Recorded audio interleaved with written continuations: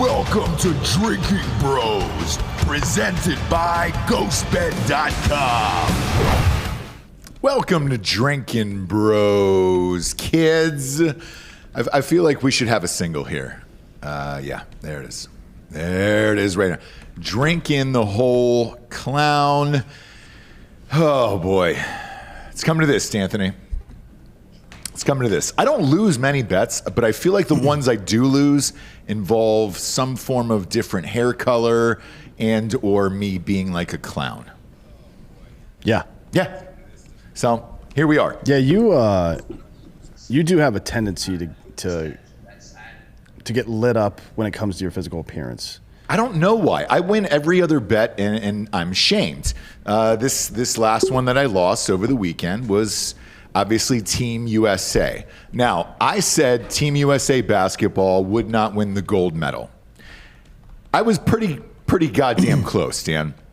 I disagree that you were close. 5 points. I think it's 5 points. They didn't cover. To me, it was like the Golden State Warriors in that season where they won 73 games.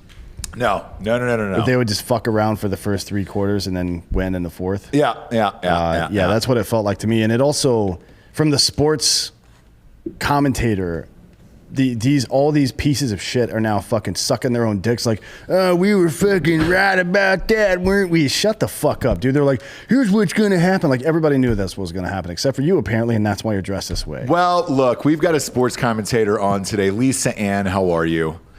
What are your thoughts? Team USA basketball. Yeah, I don't think you can count them out. I mean, they were going over there. The reason I didn't think they would lose is, yes, they played poorly in the beginning of the tournament, but they went over there 7 days after being pulled off of the NBA court. It took a little bit of time for them to gel. But I thought we were going to win. I'm sorry. Like, I look at Durant and things that he's done in the Olympics in the past, and I just don't discount that. But hey, this made for great viewing today. Did you do the clown makeup yourself? My wife actually did that, and she's did a great job. Yeah. I mean, it was. Look, it was a last-minute clown patchwork, because usually you get something like this over Halloween. We're not really near that yet, so we did what we could today at Target.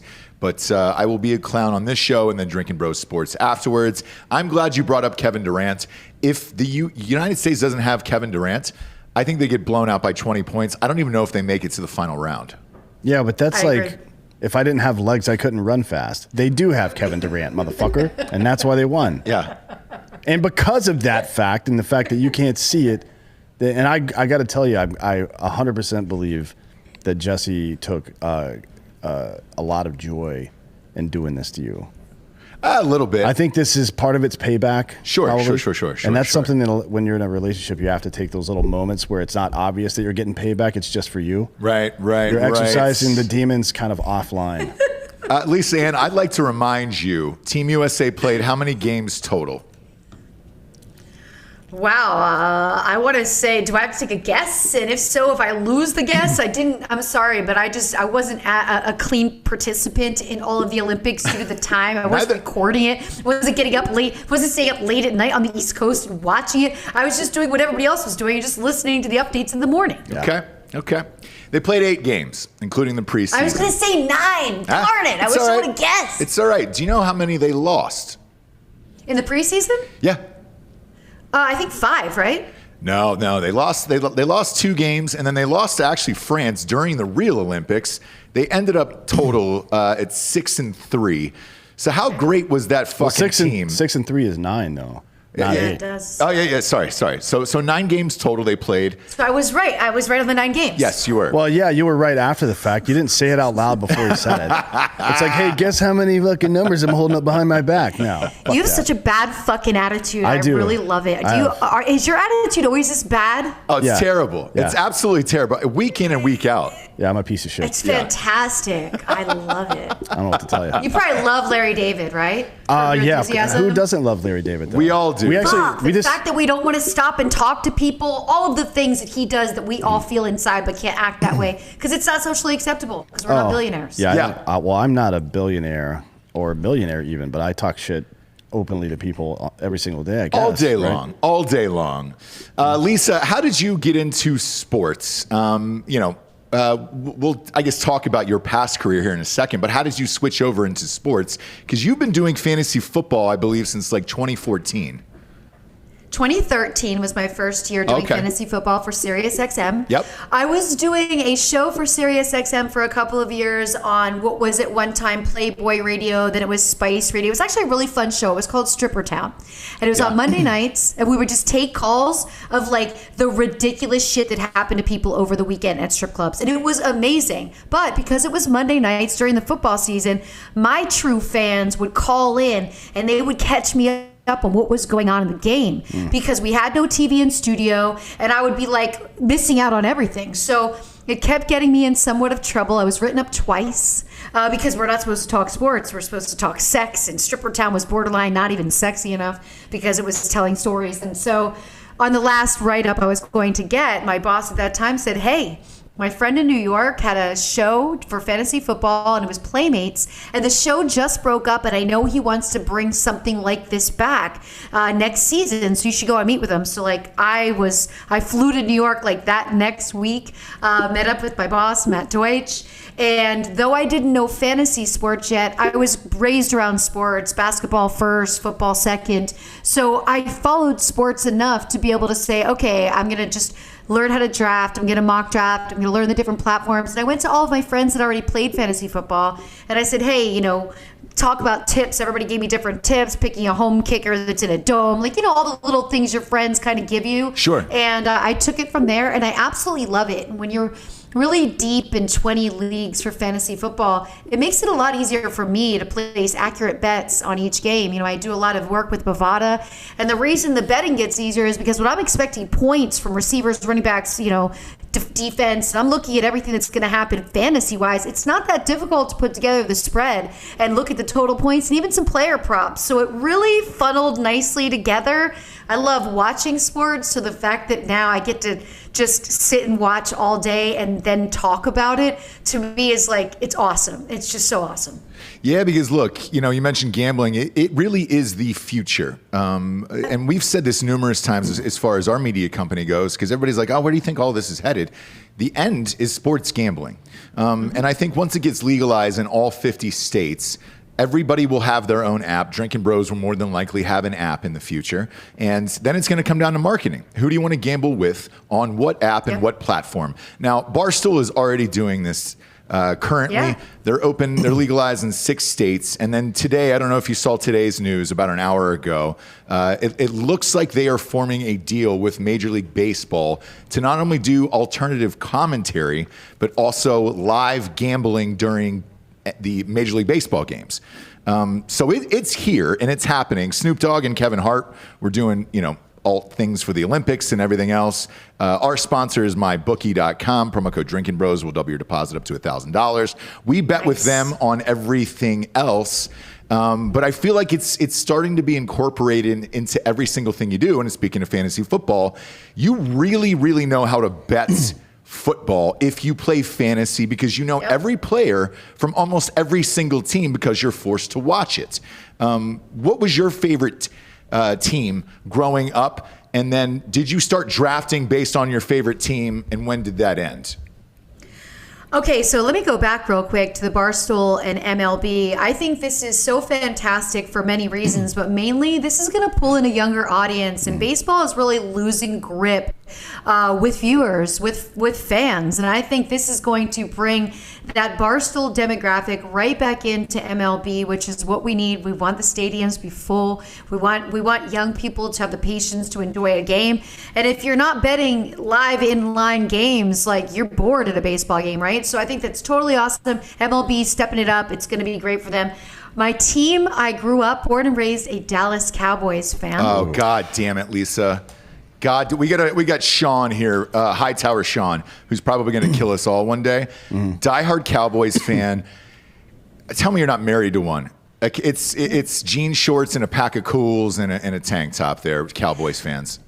Yeah, no. And we're not all like that. And that is so not true. But you asked about my drafting. It was my first year in the Howard Stern League, and I went too heavy on Dallas Cowboys. Yeah. It was a year that Romo got injured, Des Bryant got injured, and Jason Witten got injured. And I was like, okay, now I realize the beauty of fantasy is to follow every other player and every other team. So when your team only wins 8 games season after season after season, I mean, the 90s when we were going to the Super Bowl was a really long time ago. There's kids that were born that don't even know the Cowboys have been in the Super Bowl, right? So I realized quickly that you don't draft with your heart. You don't draft as a fan. There are kids who are college graduates who've never seen the Cowboys. I just want to make it clear.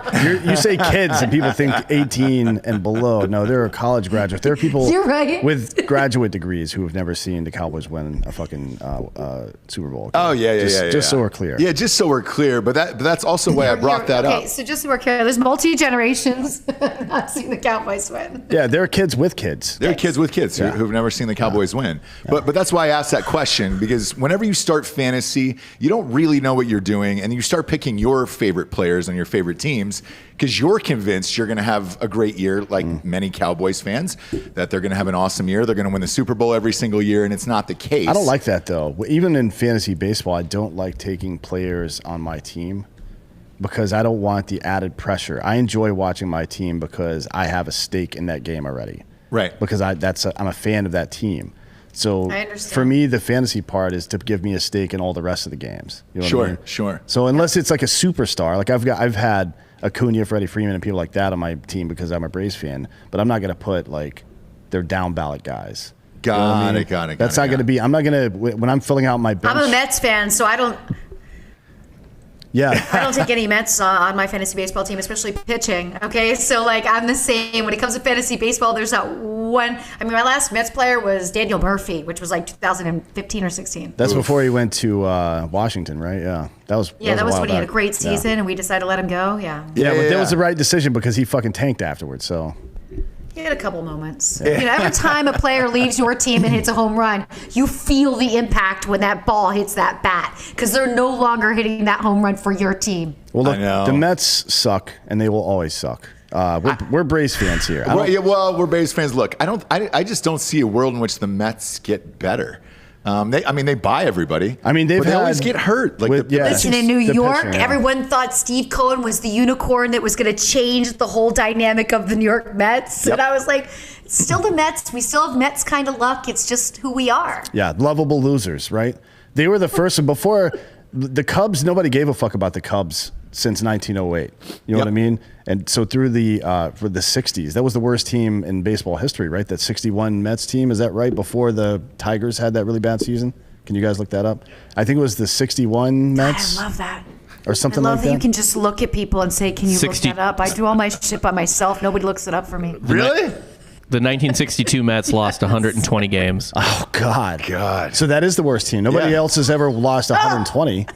It's the worst team of all time. I was off by one goddamn year. You're fucking kidding me. Anyways, so that team has had, and then there was the Miracle Mets, right, in 68 or 69? 69, yeah. Yeah, 69. So, I mean, it's a miracle when the Mets do well. Yes. It took Buckner fucking that play up for the Mets to win their only World Series. Otherwise, they would have lost that too, yeah. I mean, fuck out of here with the Mets. It's incredible. No, well, look. I loved Keith Hernandez growing up. He was one of my favorite. Even though I was a Braves fan, I loved Keith Hernandez. I love Keith Hernandez, though, for his mustache, not so much as because he was on the Mets. Wally Backman, I like because he was a fucking asshole. And if you don't understand what I mean by that, go look up Wally Backman coach on YouTube. You can see one of the most epic on-field rants of all time. He's like a AA baseball coach or some shit. Yeah. He's terrible. I love Hernandez the best when he was on Seinfeld.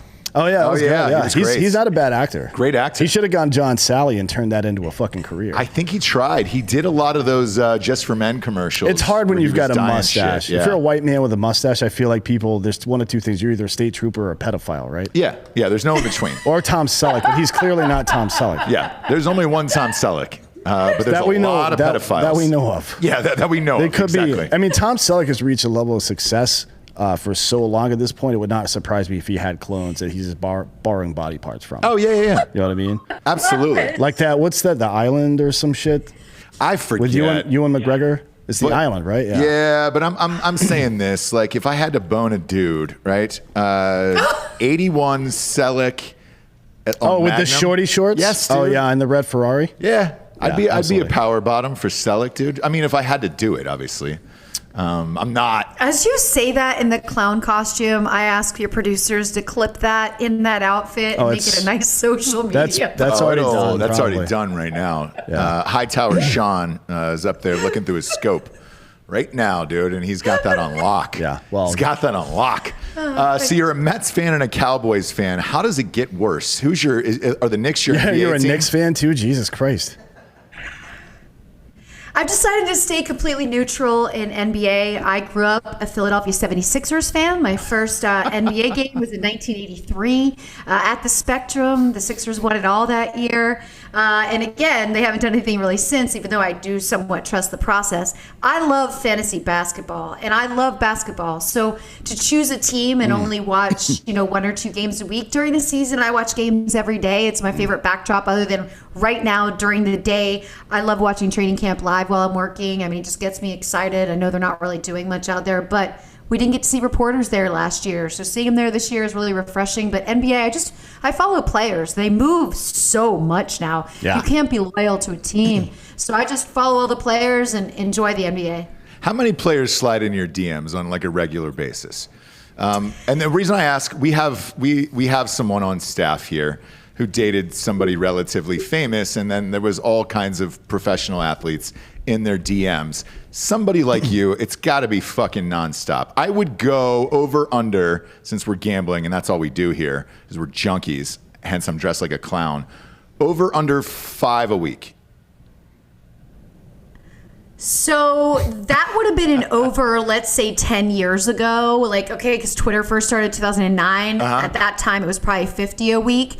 But, at this point, I know everybody. So if there's a player on a team that knows me and another player wants to meet me, somebody will reach out to me. Agents reach out to me. People reach out to me and say, hey, my friend wants to meet you. Or, hey, we're all getting together. You want to hang out. So the DMs have stopped because I think the players have less trust than ever. That's why it was so incredibly surprising to hear that Deshaun Watson was booking massages through Instagram DMs. Like, you couldn't be dumber than that. All of that stuff is available to be screenshot and shared. And so I think a lot of players, look, their agents have gotten smarter. I told them, please beware of social media. If they're going to hit you up, they're going to hit you from a burner account. You're not going to trust it. You're not going to believe it's a real account. So now it's more by word of mouth. And the players will just reach out to people and say, do you know this person? Do you have a contact with this person? And, amongst me and some of the girls in the industry and some of my other friends, we kind of will share contacts mutually by asking each other, hey, so-and-so reached out. But at this point now, it's pretty comfortable that somebody on every team knows me and can reach out to me if somebody wants to say hello. Gotcha. Yeah, because I recently saw Dwayne Haskins. And look, I'm not amped because he's an Ohio State alum. But about 2 weeks ago, I don't know if you saw this story, went into this girl's DMs that he dated. They had like a one-night stand or maybe a weekend stand, whatever you want to call it. And then he asked for his shit back. And he said, look, I gave you some jewelry. I gave you some other things. My DM? That's so good. In a DM. And he said, now, my guess is it is no lie. You can check this DM. Hot Bob, you can pull it up. Pull up Dwayne Haskins' DM. By my estimations, it was about $25,000 worth of jewelry and I believe luggage. And she was like, hey, dude, I'm just going to screenshot this and blast you on, in public. And he was like, yeah, but I feel like I'm being fair on this. And I was like, what the fuck? Of course, that immediately went out and went viral. Wait, is he not being? What were the circumstances under which he gave this woman $25,000 worth of whatever, and under what circumstances did he request one date back? he gave her all that shit? Yeah, and she wrote back and said these were gifts. I'm not giving them back to you. I don't give a shit what you do. And then posted that as well. But he did, from what I understand, the request that he made wasn't like aggressive or angry. It was very matter of fact, correct, but more or less polite. That makes it weirder to me. Yeah. Like if he had to say, hey, bitch, give my shit back, I'd have been like, all right, that's just some dum-dum doing dum-dum shit. But what led up to that? A series of rational decisions, seemingly rational decisions, led us to this point. That troubles me way more. Yeah. Because his compass for rationality is completely fucked. Bob, do you have it? Yeah, it's up. It's up. It's on Throw the it up on the screen, would you? Okay. I will say this too, how many times did he date her that he bought her all that shit? I mean, to me, that sounds like a real high class hooker. Yeah, spread it out here. I'll read it to you. It says, I'm not petty, for real. You can send what I know I spent, but it's $20,000. Cool, respectfully. If you're not about to stand on what I'm saying, just go ahead and do your business and send what you know I spent. And any good person will do, and it's just go ahead and send me $20K. Is that like a shooter's shoot kind of situation? But in this case, instead of shooting your shot, you're begging for your shit back? It's weird, right? If you're a professional athlete, dude, and you're doing It's this, really weird. Yeah, that's just lazy. But look, he's the same player that lost his gig during COVID protocols for having this little party, and there were photos taken. Yeah. The compass is definitely out of sorts for this kid, and it's too bad because he could be really talented. But these continued mistakes, they start to build up, and you can see, like, okay, look, we saw Jameis Winston make mistakes years ago, but he's really cleaned up his act and hasn't acted that way. Dwayne Haskins, you buy a girl something, you're not seeing her anymore. Like, you have enough money, like, forget about it. Stop buying girls that much shit. Next time, don't buy her all that shit on the first date, and be done with it. Be smart. And I think Jameis Winston stopped eating crab legs altogether. So I think he's all done with that. I don't think that was the point. I think stealing was the problem. Was it the stealing? Yeah, he's not like, he doesn't have an allergy to shellfish or anything. Didn't know, you know? Well, maybe he does, though. Who knows? Something you find out later on in life, Lisa. Maybe that's what was wrong with his eyes. Before the LASIX? Yeah. You mean before the LASIX surgery? Yeah. Which I want to test out this LASIX. I mean, last year we didn't really get to see the improvement in him due to the LASIX. It's what I'm living for right now. Really, it was Everybody due wants to to see Drew that. Brees clinking on to his career, which is non-existent. And then the Saints, for whatever reason, chose to put Taysom Hill in front of Jameis Winston. That made no sense. They brought him over there because they thought the eye surgery plus some tutelage under Drew Brees would turn him into a real quarterback, right? Right. He threw for 5,000 yards. Yeah. He just threw a lot of picks. So it's like, yeah. then they just wasted a whole year. It's an NFL record of picks, but whatever. Yeah, 31 picks, I think. It was 30 for 30. 30 He for did 30 30, picks, 30 touchdowns in the same year. Yeah, outstanding. Then he leaves Tampa Bay and they go to the Super Bowl without him. Yeah, how did they do? Did they do all right? Yeah, they did all right. Yeah, they won the Super Bowl, I believe. Yeah. Who? They did all right. Tampa without him. Bay. Old Tampa Bay. So you're saying that bringing on the best quarterback in the history of God and the world and everything is a good decision to make? Maybe. Okay. Maybe. Yeah. And good for them. Yeah. Who do you got? I know it's early. I know it's early to make predictions. Dak Prescott doesn't appear as if he might play at all. I don't know what the fuck is wrong with that guy. Now he's got a shoulder problem. His leg broke in half 40 times. Oh my God! How could you say that to a Cowboys fan? I know. He said it How to could you Post say Malone. that? Just because the shoulder thing? Like, you got me freaking.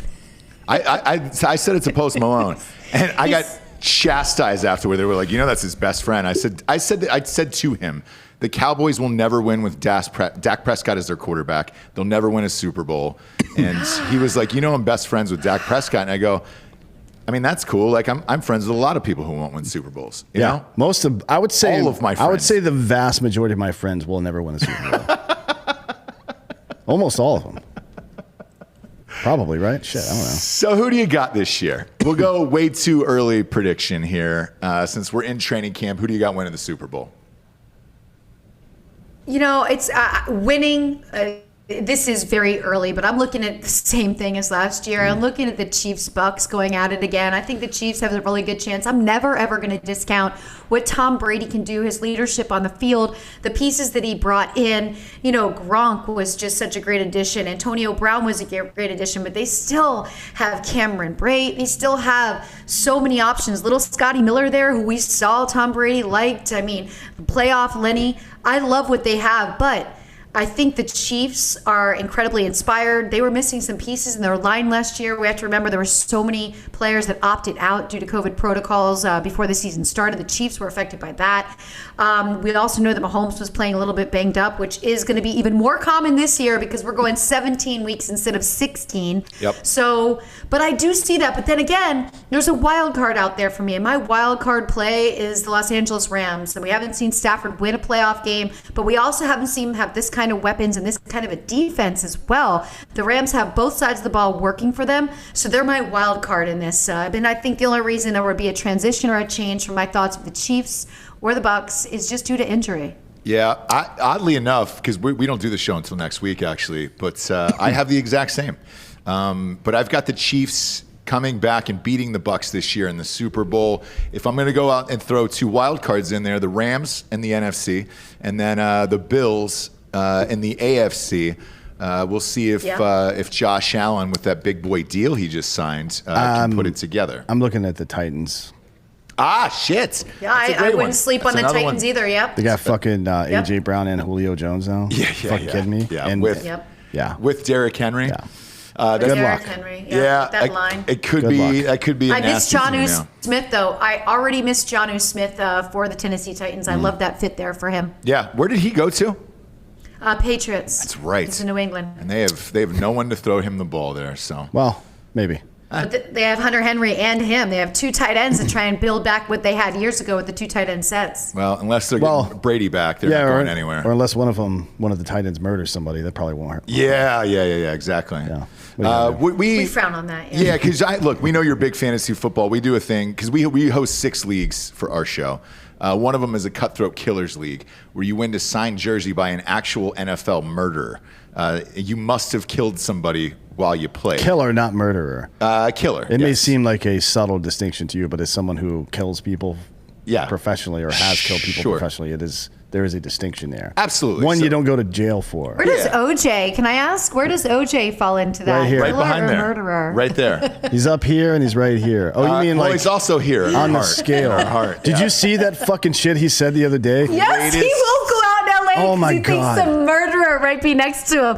OJ, if you're at a restaurant by yourself in LA, the murderer is with you. Yeah. Look, the real killer's out there. He was acquitted. Obviously, all the memorabilia on our set was signed before he murdered 2 people. So a signed OJ jersey was 1 year. Last year was Ray Lewis. So we had him. And then this year is Clyde Edwards-Helaire.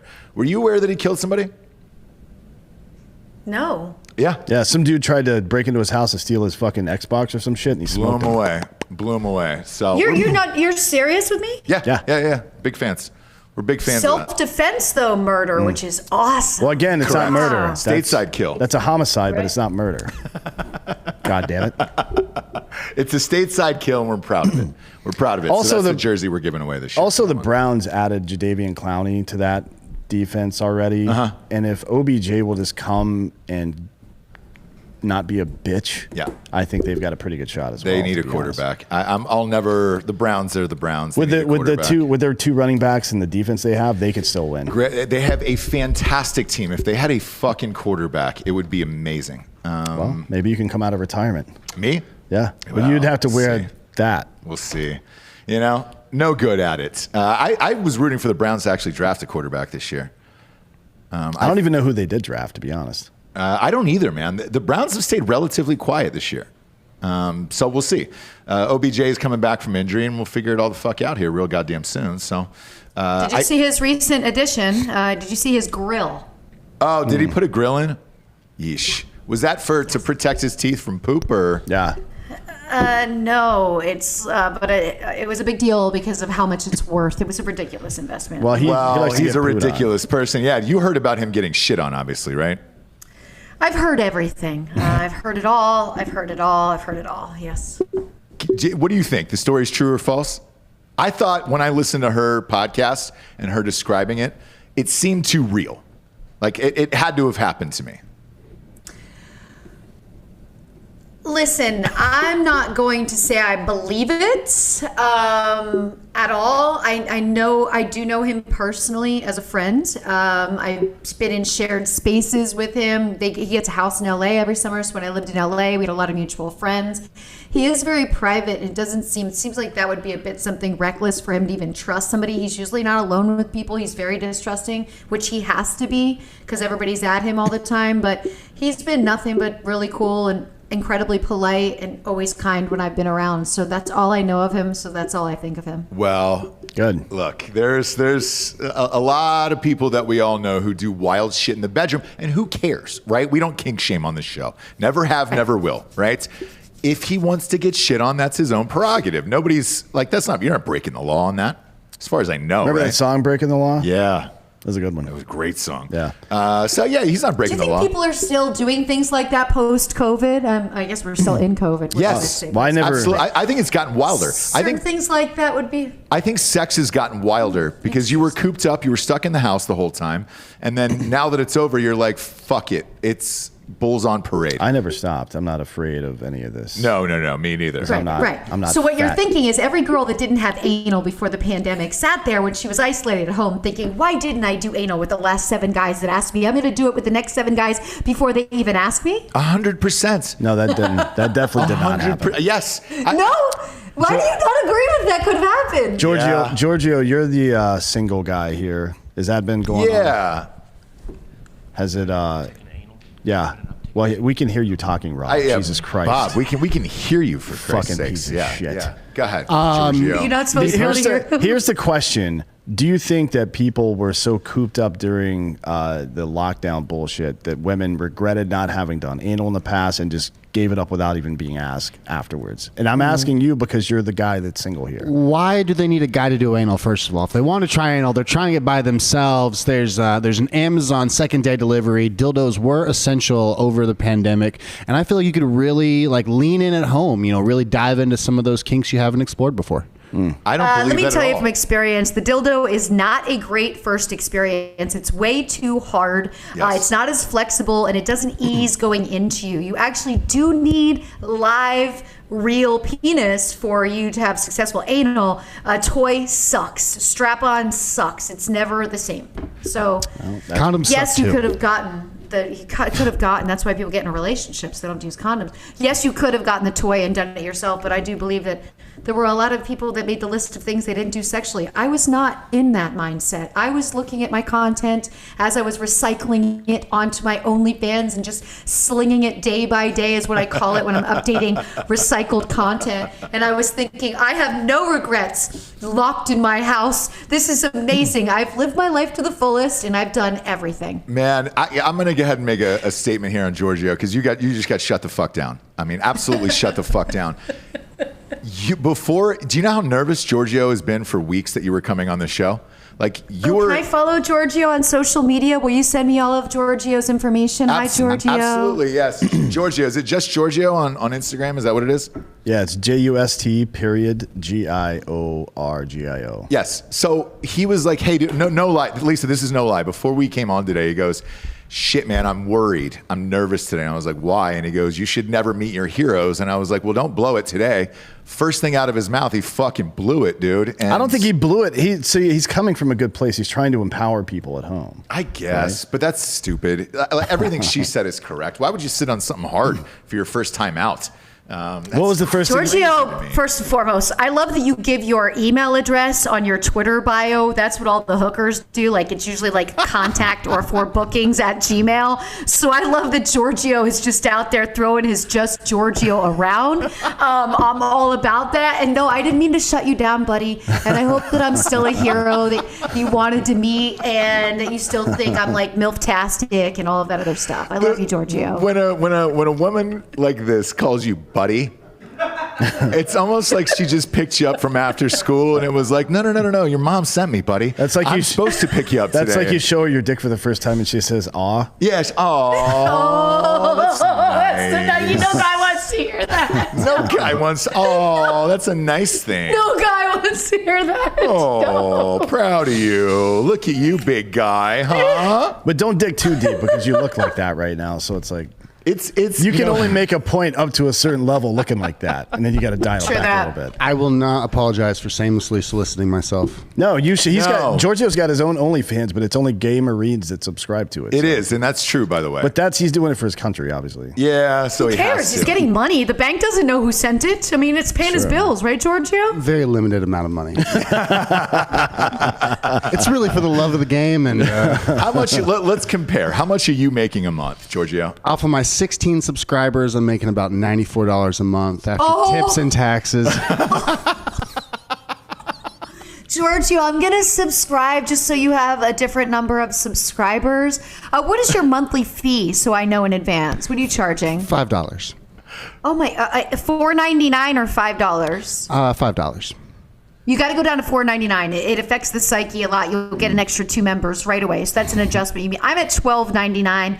I try to keep 2,300 to 2,500 members happy a month. That's all I need to do. But it's all just recycled from my 30 years of being in the business. Yeah, but here's the thing. Giorgio is a member, I believe, right? No. Yeah. She's recycling content, It's just. Listen, it's not time sensitive shit. I fucked a bunch of people, okay? It's not time sensitive, okay? And I wanted to be age stacked at a certain. I'm gonna be 50 next year. I don't need to be slinging around my naked body at 50. Everything looks good to a certain age. Then you're like, okay, let me step away. Nobody knows other than my hairstyle. Once in a while, you'll be like, oh, that was the 90s. But hey, they love the 90s content too. I still had a full bush. Everything was different. You look identical though. That's the thing is like, I think for somebody like you, because how long have you been retired from porn now? Couple of years, a little over 2 years. Okay, so a little over 2 years. I retired in 2014. Then I went back for 15 months for a stint, and then I left again. Yeah, because with you look identical right now is the same as you did for the last 30 years. I don't know what you're doing or what fucking deal you made with the devil, but one would imagine like when you walk down the streets, everybody still knows you where it's just like, holy shit, I jacked off to you. Like at some point or another, all of us had, and we were talking about it before going on air, like you're one of the GOATs. Like if there was a Hall of Fame from pornography, you're in their first ballot. Is there really? We do have a Hall of Fame. After you've been in the business for 15 years, you automatically get inducted into our Hall of Fame. All you have to do is live the 15 years to get there, which doesn't happen for everybody, sadly. No. A lot of them die, and we talk about it on the show all the time. So whenever a porn star dies, there's 2 things that make me sad. When a supermodel dies and when a porn star dies. And I dedicate... Those are the only 2 things that make you sad? Yes, that's it. Okay. That's it. Yeah, he's like Job from the Bible. He's lost an entire family before the one he has right now. Yeah. He never even thinks about it. Yeah, like when August Ames died, that was like one of the most recent, most famous. Was just like a bunch of bullying. That wasn't like... that was a horrible situation. A lot of it was December 6, 2017. Yeah. Like Dakota Sky, the woman that died last month, I Recently, think. That was a drug overdose, right? Yeah. That happened. That happens a lot as well, but this one was not. Like August Ames was not. A lot. She got fucking bullied. So say that date again. December. What was it? 16th. December 6, 2017. And that year, from November to December, about 8 girls in the industry died. And so that was a really tough 2 months, really, really tough, because the younger girls get even more fragile when they're around it so much. It becomes so normalized, right? August's story was very unique. She was a very bright, cheery, beautiful person. And, like any young person, just trying to be liked by her peers. And she said something on social media that really got people turned against her. And she was just voicing her opinion. But we know we really don't have the right to say our own opinion anymore. If you're a celebrity, you don't have free speech. And if you think you do, just try it. You'll be fucking canceled, okay? So unless you're Charles Barkley. Too young to really... Right? Charles Barkley says whatever he wants. Of course. But that's the key. You have to be like Charles Barkley. When somebody comes to you and says, hey, I don't like that joke you made about fat women in San Antonio, you can say, hey, it was a joke. Go fuck yourself. Right. And then you can't be canceled. Remember, Charles Barkley is not on social media for that reason, so he can't be cancel cultured by social media. So he wouldn't even see it if it happened. Wouldn't even affect him. But someone like you, I feel like you could not be canceled because you've done everything there is to do in this world. Like what else is left for you besides maybe 3 words that you couldn't say? Like what could you possibly cancel her for? What do you mean cancel? I don't know. Go maybe if. There's a million things I could be canceled for. Only my friends know about them, and I don't speak about them on social media. My actual opinion on the world, politics, all of these things.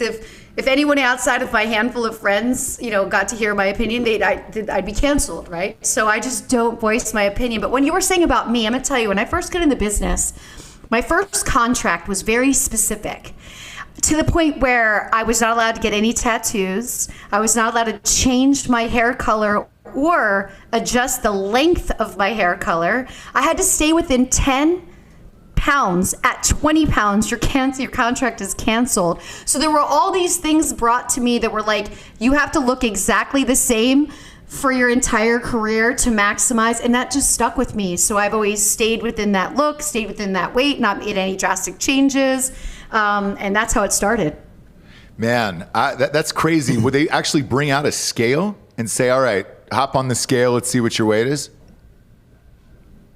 You would be weighed your first time, but if they saw you were putting on weight, they would just cancel your shoots until you lost the weight. So they don't show up to your house like Serena Williams and you have to hide in your fucking panic room from a drug test or whatever? Yeah, well, they don't care about drugs. I mean, you're fine on drugs. Yeah, but it's one to the other. Yeah, because it helps you lose weight. Well, that's true. Exactly. Depends on the drug, I guess. Well, you got to do that yayo. That meth will do it real quick.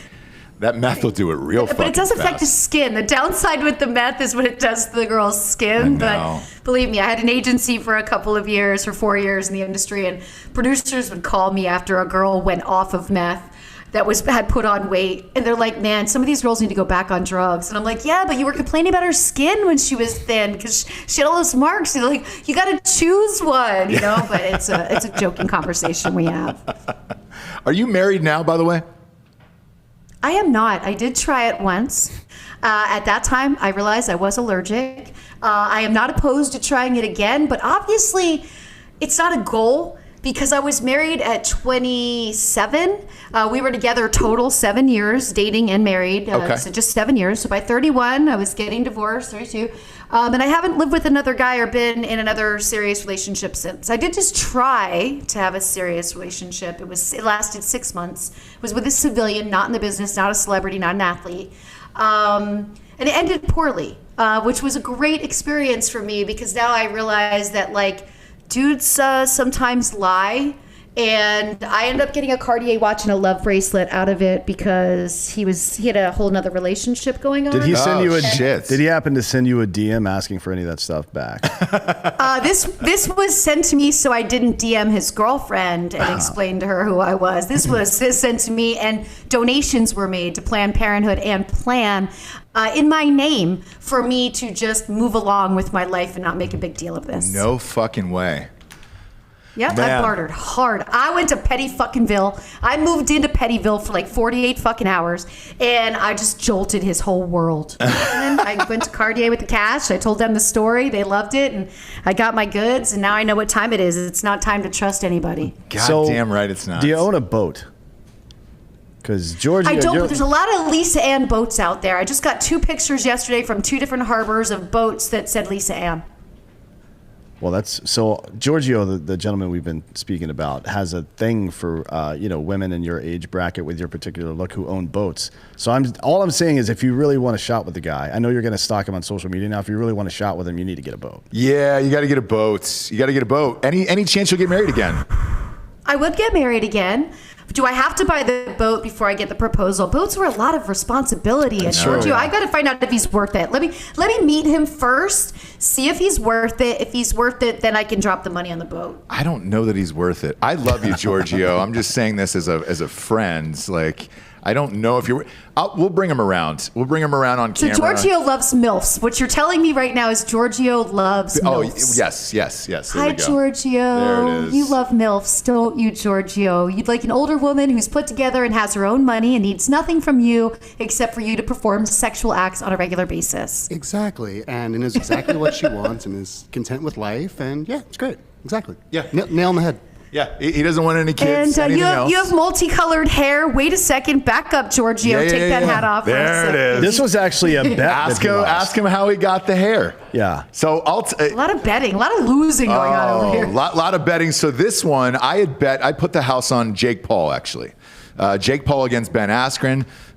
Giorgio used to wrestle back in the day with Ben Askren, and not for fun, like he was on the Missouri wrestling team. Correct. The way you said it was like he used to wrestle. Well, like they used to hang out on Thursdays and wrestle after school. Yeah. Like how parents used to say their kids are artistic. Like no, he likes wieners. Yeah. That's what's happening there. Absolutely. Right? So I bet the house on Jake Paul. Obviously, Jake won, and so Giorgio had to dye his hair blonde. But a weird thing happened because, as you know, that fight was a long time ago. he actually looks better with it, and I've created a look for Giorgio that is now out into the world, and he's never gotten more women than he has since he lost that bet. Whoa, you're taking a lot of credit for shit here, especially for a guy dressed like you are right now. Come on. You treat me like I'm some fucking clown up here, Dan, well. and I am. You didn't get the honking nose. I'm really disappointed. Well, they were sold out, and it's no good for sound. You got to go to Party City, not Walmart, by the way. Oh, but Yeah. Like if you really want to get the top level of Yeah, fucking you're right. stuff. Party City is all year long. You Yeah. can get shit like that. Let me ask you, did you drive looking like that? no. The clown suit? So oddly enough, I think you should drive home like that. oh boy, Yeah. oddly enough, I do have a story of driving home as a clown. Did this movie called Pool Boy. With Danny Trejo, and in it, I played this character named Tootin' Timmy the Rapping Clown. Well, on the side of his van, he left out a P. So it was Tootin' Timmy the Raping Clown. Horrific, right? So I produced the film. I had to buy the van, and then what we were going to do is return the van afterwards, so I had to drive it home. Super long night shoot. I went to Jack in the Box through the drive-thru to get some tacos. Yeah, but a Jack in the Box in LA, they're not going to be surprised by this. One would No. think, right? So that this No, they were not in fine LA. with me pulling up as a clown, but then as the van slowly pulled by and it said raping clown, like no lie, in LA, because I was driving through like East LA and shit, like people were fucking pissed off. I gunned it through every red light to get the fuck out of there because it said raping Yeah, you got to clown go in the full van. Clark Griswold. Correct. Lock 'em up, kids. Yep, lock them up. Roll them up. So it has happened before, and it'll happen tonight again, because we have a show after this that I have to do. I'm not going to stay and wash this shit off in the sink. I'll go home and shower like a gentleman, obviously. So yeah, I will be Right. driving home as a clown tonight. And then the other portion of this is we did an episode, a live show in Orlando, Florida, and we had a woman on the show who specialized in clown pornography. Yeah. That's true. Did you have you ever dressed as a clown in one of your shoots? I did not. It was not my jam, but I know all about it, and I had to book these types of jobs, and there were many jobs at the time, like let's say 2006, 2007, the internet's popping. Yeah. All these random people who were making websites, they wanted content. So when I would get new guys, I'd say, listen, I have scenes for you, but you have to be a furry. So they would have to be in these hot costumes as like something else, right? Yeah. Sweating their ass off, trying to have sex in these things. So I got a lot of behind the scenes pics from these shoots. It was just floored that it was such a large community. Obviously, the sites did not do that well, and the work dried up in that department, which every male performer was happy about because they all complained of how hard it is. I mean, when you're that overheated, it's really hard to get some circulation down there and finish the scene. So Homegirl, she wasn't necessarily having sex with people. It was a lot of solo, like cam shit that she was doing. And she said that fetish is alive and well. She even taught herself how to blow up balloons. So she would blow up the balloons and actually twist them into animals. With her vagina? Oh. No, with her With her mouth. vagina or her mouth? I never really thought to ask. Yeah. Until just now. Until just now. So with Good that, follow-up questions. Yeah. Great follow-up questions. here's the crazier part about it was, so she would blow it up with her mouth. They would pay extra for a certain type of animal, dog, rhinoceros, giraffe, all that other shit. And Probably then not a rhinoceros. She would, Right. It's got a horn. Because here's where I'm going with this. She would masturbate with the fucking balloon animal afterwards, and that was all part of the magic, and then she'd get extra money for that. So what I'm saying is, in the cam world, Wonder if these were latex-free balloons. Yeah. you know, I'm not. Listen, the cam world is very specific. I mean, Yeah. there's guys that just want to pay girls to watch them run water over their feet. The most incredible amount of people that just want to see the bottoms of your feet for any amount of money, which is mind-blowing to me. Maybe they're yeah. like Christian Louboutin fans because all their souls are red. Yeah, knows? maybe. No, they want you barefoot. Yeah, you have to be barefoot. They Yeah, don't want they the want you bottom of your barefoot. shoes. They want you barefoot. Have you heard of WikiFeet? Yeah. Yeah. So WikiFeet is they've got No, feet. what's Wiki feet? Oh my gosh, Bob, pull it up. Pull up Lisa Ann on WikiFeet. Like and what, celebrity feet? Correct. So let's see how really my feet. Yes, let's see how many feet pics are actually There's a on rating. WikiFeet. And they'll give you a rating for it as well. So there was a friend of ours who was on the show, Christmas Abbott, and This doesn't hurt my self-worth, okay? why? How are I your feet? value Are your feet myself not? if I don't have a good rating on my feet. I think your feet are good. What do we got? Oh, Bob is wincing. What They're is it, Bob? tiny. We can't show it. It's more than feet. Okay, there's more than feet on there. Oh. What's her rating on there? We're looking that up right now. Because the rating is important. So a friend of ours, she had over 1.2 million feet images on there. Yeah. And that's where we first learned about it. That seems like a lot. Yeah, She's got a 4.99 out of 5 rating Lisa, on her feet. you got a 4.9 out of 5. Who is the one critic? 9.9. Oh, 9.9. So Okay. shit. So there's just one asshole. One asshole gave me a low ranking and brought down my number like fucking Yelp reviews, destroying restaurants day in, day out. All right, I feel good about that. I'm going to not run a warm bath tonight, if you know what I'm saying. Yeah. And I will continue to chug forward. Yeah. So, I mean, look, in the feet department, you're good. Did you ever have to do any of those? I did a ton of foot fetish work. You know, I first got into the business, I was looking for a contract, so I couldn't shoot for any other companies until I landed this deal. So I needed busy work. And I would do like these pantyhose videos and these feet videos that was really just specific, really specific. They'd pay like $300 and you'd shoot for like 5 hours and you'd shoot all this stuff from just pantyhose, putting them on and off, playing with your feet, putting lotion on your feet, painting your toenails. I mean, to me, that was like such easy money to just show my feet. But lately I've been holding back the feet and not showing them as much. It's like a little backup plan, right? Hopefully if I can take good care of them, when my face starts to look too old to put on camera, I'll just lean completely on my feet. Yeah, reverse it. You got to reverse it because now it's that and like dirty socks and shit. Like you can get dirty socks off of eBay, but it gets really super specific. Do you know what I'm talking about? Yeah, because I sell on a site called My Sexy Auctions. And when a guy wants your socks, he's very specific. He'd like you to wear them for at least like a week straight, not take them off. And I mean, I get that I'm going to sell them to somebody, but I really just don't feel comfortable wearing a pair of socks for a week straight. Want you to sweat in them.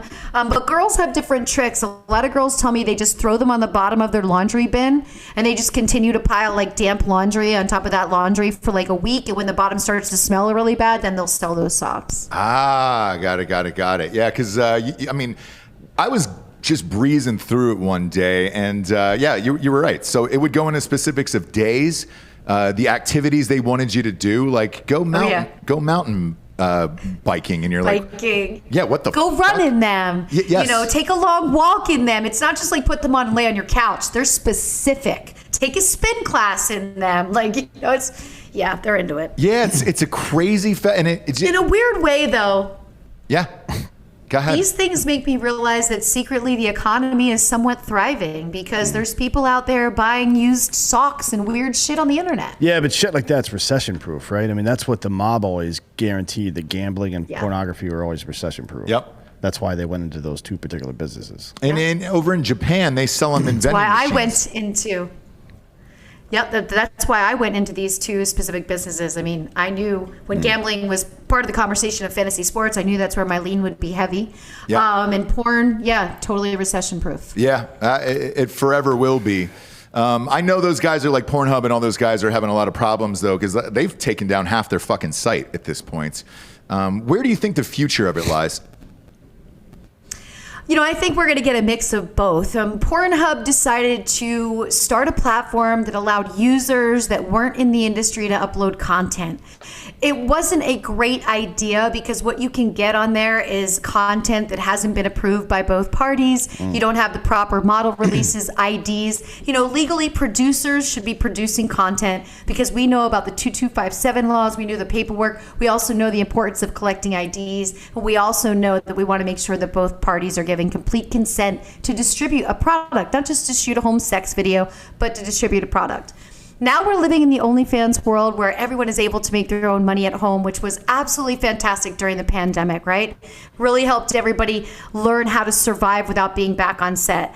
I think that's going to kind of come down. I think that's really ballooned up, like the market going up and down. I think that's going to come down because there's going to be a need for those like Brazzer style scenes again. Everybody likes the campiness of them, the setups that they put together, and there's going to be a need for professional content down the road. But I think for true fans, the reason they love supporting their girls on OnlyFans or their guys, whoever they follow, is because they know deep down inside that this person is choosing actively to do this. They're doing it on their own. No one's forcing them to do anything. And I think there's something very guilt-free about subscribing to a girl or a guy's OnlyFans and buying content directly from them. Yeah, I agree. And, with that, you feel like it's a more personal experience on OnlyFans versus, look, when you're watching Pornhub now, you're kind of just like, all right, sweet, this is overly produced. I don't really buy it. I was always more into the amateur shit anyways, but that's just me. Except for the superstars like you are missing, I feel. I don't feel like there's those superstars anymore in that field. Maybe there's not enough money. Dan and I did a show, what was it? It was right before the pandemic. We sat down with Greg Lansky and chatted with those girls for a while. They just don't have your star quality. I know you don't have to shit on those girls and say anything else or OBJ them, but they don't have that star quality. Yeah. Do you guys use that expression, OBJ them? Oh, that's actually pretty funny. All the time. So I'm not going to shit on them, but I feel like the porn world is missing superstars like you. Well, let me explain something that's very different. When I got into the business in the 90s, we only shot one movie a month. So that one movie was to get your brand name out there. And then you did bookstore signings at random adult bookstores in not even paved parking lots in Virginia. You did dance bookings. You did a lot of other things. So you were actually out there as your own active salesperson, meeting people all over the world. And when you make those in-person connections, they never go away. And the more people you met in person, the more powerful you became, the more popular you became. And I think now it's too easy to just make money shooting scenes 20 days a month. They look at it like a full-time job. That it actually pulls them away from going on the road and doing appearances, feature dancing and doing, because a lot of the newer girls will tell me there's not enough money in feature dancing. I don't want to pack up my shit. It's just too much work. And I would say to them, well, there's no risk when it comes to your health. When you're shooting scenes 20 days a month, most likely you're going to catch something here and there, have to take some time off to medicate, all of that. You don't have that when you're on the road. It is harder work, but there's something so great about how it feels when you've met 1,000 fans in person over a weekend, and they're going to be fans for life. Yeah, no, it's totally true. And then something else that was cool, I remember watching your doc maybe 10 years back, Life After Porn. Did you enjoy that, and what was the feedback? Because it was on Netflix, and I don't know if you know this, but it was one of their highest rated movies on Netflix.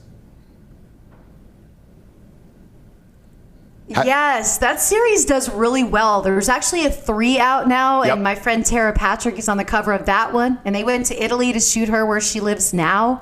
That was a great series to do, and I will tell you, the premiere, I actually took a bunch of NFL players with me to the premiere of After Porn Ends 2 because I knew no one in the industry would recognize them. So I just pretended they were my security, and they went along with it, which was a ton of fun. They just took photos for us, and nobody bothered them. I had these huge dudes with me.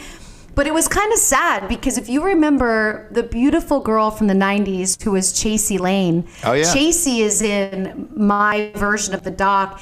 And Chasey, her life didn't play out in a really positive way. And when she showed up at the premiere, it was just something else because it's Chasey Lane, Janine. Janine was such a fucking legend in the 90s, right? Yep. You had Christy Canyon was there, Nina Hartley, Ginger Lynn. To me, I was looking at all the girls I saw when I was 18 years old that came to my club in Reading, Pennsylvania as feature dancers. And I was in the same room with them in a movie that our careers are done now, right? But I think Chasey really hit me the hardest because I really emulated her when I was younger. She had those stunning blue eyes. She was so absolutely beautiful, but the lifestyle got the best of her. And that's one of the biggest things I fought against my entire time in the business was you're not here for the lifestyle. You're here to make money and set up your life. You're here to travel the world and meet people. You're here to enjoy this experience, but not get lost in this experience. And it's always a bummer when you see somebody just get lost in it like Chasey did. Yeah, because with you're one of the few people that has transitioned into an extremely successful career outside of it. Why does everybody else have so many problems leaving that industry and parlaying it into something else? Well, the money is intoxicating and addicting. So that's first. That money that you can make in the industry, you're stepping away from it. You know, the day you walk away from it, it's over. So I think that's a big hurdle. The lifestyle is very different. You're not only making money in the business, but people are giving you drugs and alcohol. Now you're out of the business, not making that kind of money, and you have to buy your own drugs and alcohol. Everything really changes dramatically. And, you know, there's a lot of facing judgment. I was thick-skinned, so I knew when I got out into the world, I was going to have to see what it's like living from the outside in instead of looking from the inside out. And the first couple of years were pretty traumatic. I'm not going to lie. It was really eye-opening to see how different I was treated absolutely everywhere I went. I had security with me for so many years of my career everywhere I went that now I was like, I just want to be a regular person, you know, and be out and about doing things. And so I think there's so many little obstacles that it's easy to just turn back and go back. And it's harder to not go back than it is to go back. When you get a case like Janine, who was in my episode of After Porn Ends, she went to jail for tax evasion. Yeah. So for her, it's difficult because the second she gets another job, she has to have her wages garnished. Like, whether it was addiction, whether it was legal problems, whether it was tax problems, I just felt like everybody was experiencing that. And I knew as a young girl, like, okay, I don't want to experience any of these things. I don't want to live this type of life. I just want to reap the benefits. So it's very hard to walk away from. Has anybody ever hit you up after watching your porn? Like, in particular, I feel like you exploded when you played Sarah Palin. Did Sarah Palin ever hit you up? I wish. You know, I went to Alaska February of 2019, went to Wasala hoping to find Sarah Palin. I took a really cute picture by the Welcome to Wasala sign. The only time we got close was when these Montreal radio hosts pranked her.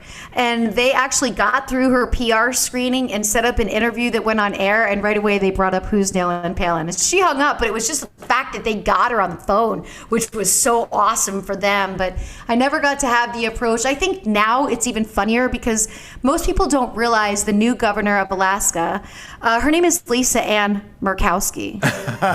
So that's Sarah Palin's life right now. She is living in Alaska with a governor named Lisa Ann after I played her, which I think is so ironically hilarious. Guess who's thinking about running again, by the way? Sarah Palin. Oof. You know what? I follow her on all social media because finally I got unblocked. Somebody that was running her accounts blocked me for years. And then one day I went to check it. I was unblocked. I was like, my girl, I get to follow my girl again. She's got with her guns all the time, doing great shit. She's wild. Love Sarah Palin. We have a connection to her, you know? We might be able to hook you up. I don't think that connection ended well. How do you my co-host on another show, Dakota Meyer, was married to Sarah's daughter, Bristol. So we're in Austin, Texas, and she's here. So yeah, his co-host on American Party is Dakota Meyer. I'm not sure there's a lot of favors left in that bag. Yeah, that's a tough one. They have kids together too. They have kids together. Yes. Yeah, they got 2 kids together. We'll soft lob it to him and see what he said. I'm sure he'll be thrilled to hear that. Yeah, 100%. He'd love to. But again, I think your transition has been phenomenal. Your knowledge on fantasy football is absolutely fucking legit. When you broke into it, were people like, dude, what the fuck does this porn star know about fantasy football?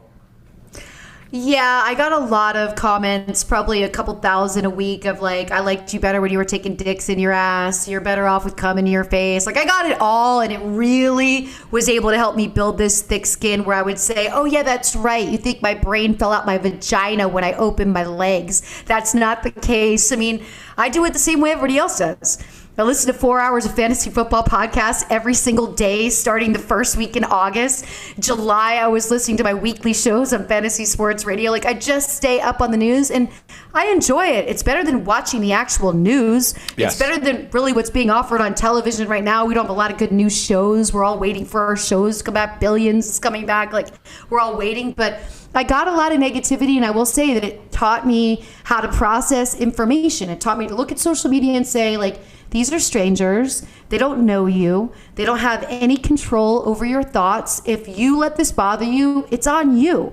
So I still clap back once in a while, but I've really learned to just go, okay, it's not to be understood by everybody. And some people are truly offended when they see me in person, because they're uncomfortable with the amount of porn that they watch. They recognize me right away. They don't know how to process the information that I'm actually allowed to walk the streets like a normal person, and they become nasty with me. And that's when it really catches me off guard, because I realize what they're projecting is just their own confusion sexually and their own animosity towards me, because I've been successful at something that I think a lot of people deep down inside would rather see all the men and women in the industry fail, become addicted to drugs, not make it, because we like to pine on that sad story that the industry is, but it doesn't have to be that. Yeah. Well, I imagine it must feel something like having an ex-girlfriend or side piece walk into a family dinner. Yeah. You know what I mean? Yeah. It's this internalized self-loathing, right? Yeah, that's all it is. Rage is depression turned inward. That's the phrase, right? So Yeah. it makes sense. Yeah. Yeah, it does. Let's go your fantasy football top 5 here real quick, because, look, we have a ton of listeners that play fantasy football. Dan and I host 6 leagues every year. Let's say you get the first pick in this year's draft. Who are you going with? You know, I still have to go with Christian McCaffrey. I think he's going to have all the work again. I trust him coming back from these injuries. I've been watching everything on his Instagram and social media. I do follow all of the accounts to just watch their workouts. I know it's all hype, but I'm confident with his return. Saquon's a little bit concerning, because I don't really know if you're going to get strength from Saquon to like week 4 or week 5. So if you're picking up Saquon, second or third pick, you've got to be prepared to not be completely satisfied at the beginning. You're also relying on Daniel Jones, but the Giants did do a little bit of work on their line. Zeke is looking best shape ever. We're going to see a lot of that at camp. We're also going to see a lot of him on Hard Knocks. My perfect drinking game is going to be Jerry Jones and Zeke. Like, you just drink each time you see one of them, because you know we're going to see them a lot. I still really like Aaron Jones. I can't discount Alvin Kamara, and I'm just seeing up until the pick 6, nobody's jumping off the running backs. And for me, at that point, I'm definitely going Tyreek Hill or Devontae Adams. No Derrick Henry in that top 5. He doesn't really Right, put I up did big numbers slip. until later in the year, though. Yeah, but that's when the Like playoffs But come. he's always off to a slow consistent. start. Yes, and that's when the playoffs I did are. slip on Derrick Henry. He would be for me ahead of Saquon Barkley for sure. So I'd push Saquon to like 5, put Derrick Henry at like 3, move that up. But you're right, just slipped my mind. Derrick Henry, Yeah. though he doesn't get bigger points, he does warm up. You're right, midway through the season, but he's so consistent and he's always out there. You know, he's always available, and that's really what you want in fantasy. And that consistency is what I try to go for, especially with like flex positions.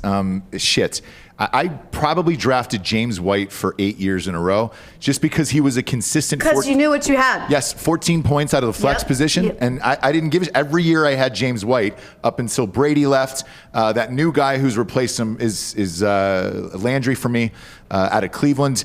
That guy is still 10 to 12 points a game in a flex position. I love him every single week. If you go quarterback first round, which, look, depending upon who you listen to or what you read, isn't the smartest choice. Who do you go quarterback first round, gun to head, if you had to take one? What, are you kidding? And do you? If you're pick 12, do you? Okay, gun to head, I'm going to be torn between Mahomes or Josh Allen. I really love what Josh Allen did last season. I see no reason. I hear all these broadcasters talking about regression and that his luck was the fact that they didn't have fans in the stadiums and that helped him.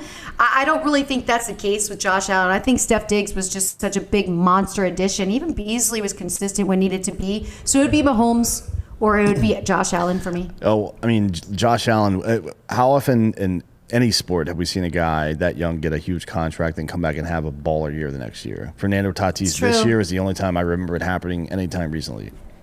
Right? Yeah, well, we'll see with Mahomes because this will be this year for him. Exactly. Right. But with Mahomes last year, look, he wasn't a top 5 quarterback. The injuries obviously set him back. The Chiefs team to me is, Mahomes in particular, is so hard to draft because they're so good. Well, they have so many pieces. How do you know where the distribution is going to go? Well, that and they don't turn it on till the end of the game. Like towards the end, and gambling wise, I started betting against them on the spread. Well, their live using lines a 6-point teaser. Yeah, their live lines are really good because they always get down and they'll find a way to come back. But fantasy wise, he was okay last year. Rodgers, tore the doors off the place, but. I like Josh Allen because of his legs, and all of those running points add up as well. Lisa Ann, you really know your shit.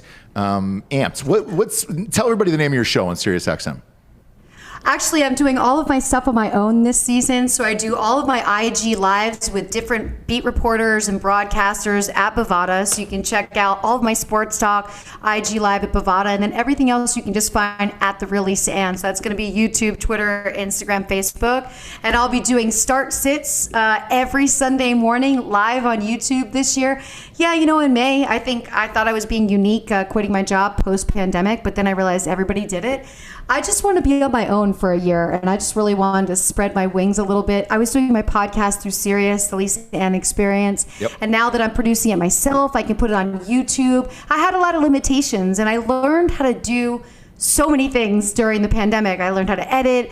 I learned how to create different content using different cameras. I learned how to do things. So I just decided, hey, you took all this time to learn. We still don't know what's going on with the world. It's still kind of touch and go, out and about. So kind of like, why bother? Let's just stay in, enjoy the year of just creating your own content and see how far it goes. Yeah, and look, and if you can monetize it yourself, that's the best part of all of this. So you're one of those people that I think you can. And I don't think you necessarily need a Sirius XM.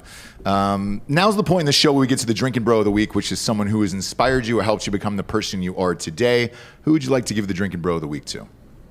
Oh, I am going to give the Drinking Bro of the Week to Christy Canyon, who was one of the first girls I met when I was 18 years old. She was a feature dancer that came through, very well-known porn star from the 80s, 90s. We're still great friends. We still talk on the phone and catch up and see each other when we can. And she's been such a consistent light for me. And she was one of the women I was able to look at that never fell into the lifestyle, always took care of herself, always had fun where we were, but was never wasted. And she's just an awesome woman. And the fact that we're still friends 30 plus years later is just awesome. That's amazing. So Christy Canyon.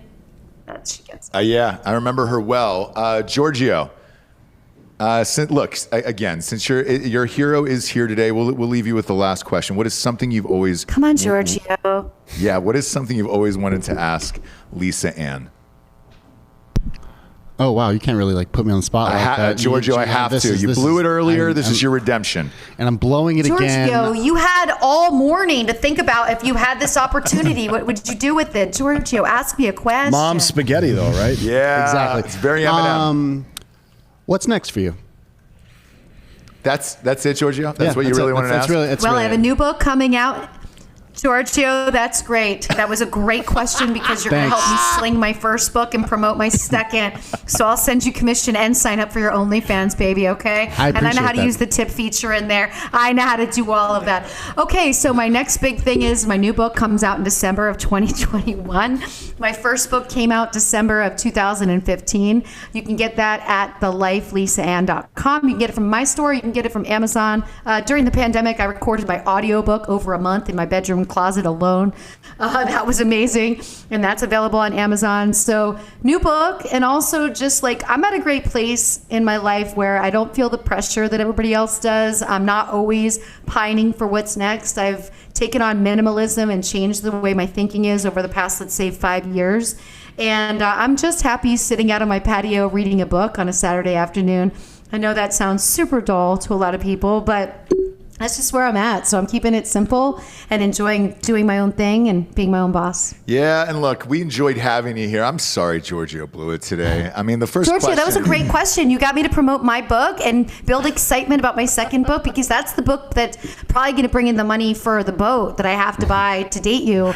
So this all ties in really, really well because I know you won't date me without the boat. So I won't come back. Don't worry. I'll hit you on Insta when I make the purchase. Yeah. So that, to redeem myself a little bit, I said that because everyone knows about her from her past and everyone wants to bring that up and constantly talk about that. Then maybe we'll want to hear about the future. I know, and absolutely. And look, Giorgio, it's a great question. The first one you got oh, hey, buddy, that's okay. And that was nice, right? This one, she's thinking about your guys' future together. So this one, she said, exactly. That's a great question. Yeah. That's a great question. Exactly. And by the way, to Giorgio's point, I think everybody brings up the past because you're so famous to literally everyone, whether or not they want to admit it or not. For real, whether or not they want to admit it or not. If you're walking, I'm sure guys are walking down the streets with their wives, and they're doing a double take of like, I know that person, but I can't say where it's from. Like all. And no, believe it or not, no one's shy about it. Everyone just walks by me in the street. It's like, yo, Lisa, Ann, what's up? Like all day, if I don't have a mask on, that's my life. So I'll secretly go back to the mask here and there when I need to run some errands, but I'm used to it. And I find people in New York are pretty chill about it. Tourists will ask for photos, but people that live here really won't because they see me often. But it's always just like, hey, Lisa, wave across the street. Like, and delivery guys pull up, hey, and I'm like, okay, cool. So it's a good rapport. Hey, I've been a big part of a lot of people's lives. So you can't just rip that away from people. And it's cool that people understand, like, oh, she gets to do something else with her life. But y'all can still enjoy my content whenever you want. It's there. The work is done. Exactly. You know what I mean? I've done the work. It's always going to be embedded on the internet. It's not going anywhere. So you all can enjoy it and support my new life as well. Absolutely, and you look identical. You look the same, whereas a lot of them don't, and that's the sad thing. You're living a fucking great life, doing fantasy football. You still look hot as shit. You're good to go, Lisa. We appreciate you being here. All right. Yeah, and look, there's people that are donating. Craigers just donated $15 for the boat. Logan LaPointe, another $5 for the boat. That's $20. Boy, that's $20, kids. That boat's probably that boat is probably $120, $180 for something that Giorgio's looking for. So you're probably gonna have to. What if I have a great idea, Giorgio? What if we collabed on your OnlyFans? And you brought in the money for the boat. Because I don't really want to be a sugar mama. So if we collabed and you collected the money on your OnlyFans and paid the tax on it as well, and then bought the boat with it, you know what I mean? And then paid the slip fee and upkeep the boat and all that. Yeah. But I'd continue to collab with you. We just film it every time we're together. I could go for this. I could see this. I see myself being a boat boy. Yeah. Yeah, absolutely. Is that a phrase that people use, boat boy? Yeah, I made it up right now. They use it all the time. Hashtag boat boy. Giorgio the boat boy. How would you guys collab, by the way? Well, we would have to do scenes, right? I mean, we're trying to get his numbers up on his OnlyFans. Yes, we are. Yeah, but it's all of his fans currently are gay dudes, so I'm not sure how that's going to work. You may have to. I think it would switch if she showed up. Yeah, for sure. Yeah. I'm Yeah. just saying. Yeah, we're bringing I can appeal her to fans. both. Yeah. Yes, you can appeal to both. I'm sure you have a lot of gay appeal fans. to both as well. Yes, I do. We could shoot it in a desert. Pardon me? We could shoot it in a desert. What the fuck's that got to do with That's anything? really dry, Giorgio. Why are we choosing? Don't say. That's an Afghanistan No. show. I'll shoot everybody. No fucking puns, and definitely not 2 in a row. Get the fuck out of here. We Lisa can do it Ann, with a GoPro. We can just prop it up on something. I know how to self-shoot. Don't worry about it, Giorgio. no, we no. don't need a crew. We got to save the money for boat gas. Oh, I have tons of cameras. Yeah, Giorgio These are is all our my cameras. he actually is our producer of the show, so he's got all the equipment one could ever possibly need here. We'll show it to you after the shoot. We got but chest rigs, face rigs. You know, we can do the whole thing. everything. We greatly appreciate you being here. You're fantastic. If you ever want to go back into a company, let us know. We'll back up the truck for you. You're wildly entertaining, and your fantasy football show is fantastic. Check out Lisa Ann everywhere she mentioned and is available. Thanks again for being on the show today. We greatly appreciate it. Maybe next time I'll get to see you as a non-clown person, because this is embedded in my head forever, but I loved it, and thank you very much for having me as a guest today. Absolutely. For D'Anthony Holloway, Lisa Ann, I'm Ross Patterson. We are the Drinkin' Bros. Good.